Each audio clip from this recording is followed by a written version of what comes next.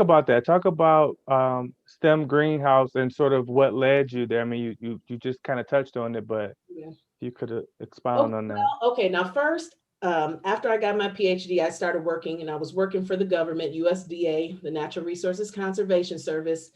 Uh, After I had started having children, I decided I wanted to start a business, and I wanted to do STEM programming with children. But I found that I was pretty much doing programming in communities that could afford a lot of opportunities for their children. So I was doing I was really just working in wealthy communities with very few children of color. But one time I had an opportunity to work in an inner city school for a summer program, and I was only coming there, 4 times in the summer, once a week for 1 hour. And Mhm. there was an experience I had with a girl who was going into high school, and we were playing a math game, and it was a very simple math game. And but she was struggling with it, and I told her, I said, well, I think if you use division, you can get the answer you want. And she said, Dr. Christopher, can you remind me what is division? Mm. And I mean, this was not like how do I do long division? Like she didn't know what the concept of division Mm. was. And she was going to high school. And I thought to myself, we are really, this whole STEM thing is, we're not approaching it correctly for the children in my community, because these kids need math remediation. They, Sure. I work in schools that are middle school students, no science teachers. So we're in the 21st century. When I was in middle school, I had a science teacher. But now in the 21st century, Black and brown children do not have science teachers in their schools. Like nobody is teaching them science, or very little. Um, so, there's an equity problem here. And that's really what I'm trying to address with STEM Greenhouse. That's why greenhouse is in the name, because growth is so much a part of it. I don't want to have a 1 day of coding. Like that's not the purpose of my organization. And not that there's a problem with 1 day of coding, but a day of coding is not going to help my students. A week at a university in a engineering program is not going to help my students, because when they come home from that week, they have so many barriers that would prevent them from being successful. I mean, especially if you're a child living in poverty, and you're struggling with food security, homelessness. My students, if you lose a pair of glasses, you don't get any more glasses. You lose a coat in the winter in Michigan, you don't get another coat.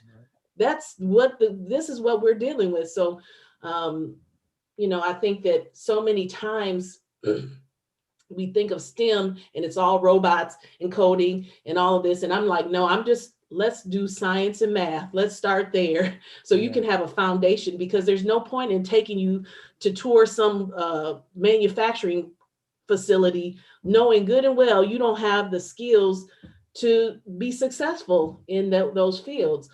So yeah, that's kind of how I got it that's how I started with STEM Greenhouse. And that's why I started it, because I just said, we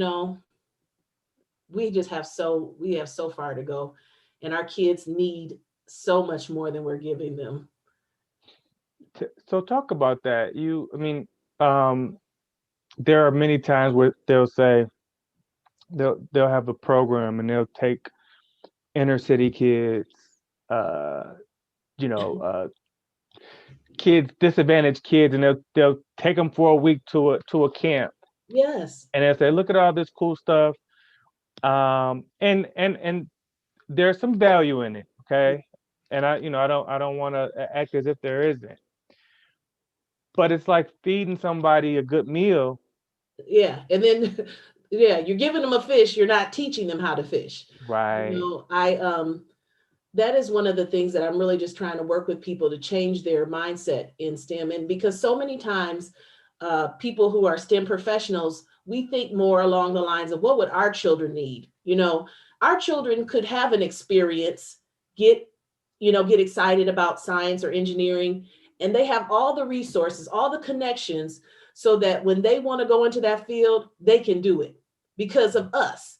But we don't think about, okay, what does a child who is not like our child, who Yeah. doesn't have those resources, what is going to be available to them? When I was, doing my business, and I was working in the wealthy neighborhoods and communities in my community. I remember one time I was doing a chemistry camp for 5 through 7 year olds, and a 7 year old approached me and he said, "Dr. Christopher, what is your PhD in?" And I said, "It's in agricultural engineering." And now he had a little brother who was also in the camp that was 5. And he said, "Well, me and my mom were wondering, both of my parents have both MDs and PhDs." And I said, "Oh, really? Are they research scientists?" And he said, "Yeah, my mother studies depression and my dad studies Alzheimer's disease." Wait, how old was he? 7. Okay, go on. But no, Sorry. he's a little white boy. But the thing is, I thought to myself, look at the resources that he has. Sure. Him and his brother are doing chemistry camp. They're only 5 and 7 years old. You know what I'm saying? They're starting them early. This little boy likes soccer. He has been to the World Cup. You know what I'm saying? In Wow. Brazil. Yeah. They have opportunities and experiences. If one of those kids is struggling in math, you don't think they're going to get the help they need? That's right. Do you think they ever wonder, can I become a scientist one day? Is that within my reach? When I was growing up, I thought somebody who got a PhD in engineering was like an alien. You Sure. know what I'm saying? That was so far beyond my realm of even understanding. Yeah. But to them, that's just mom and dad. Yeah. So anything is available to them. They don't have to have any self-esteem issues about, who can I do it? Am I good enough? Whereas Black students, we struggle and we doubt ourselves. Oh, I don't think I can do it.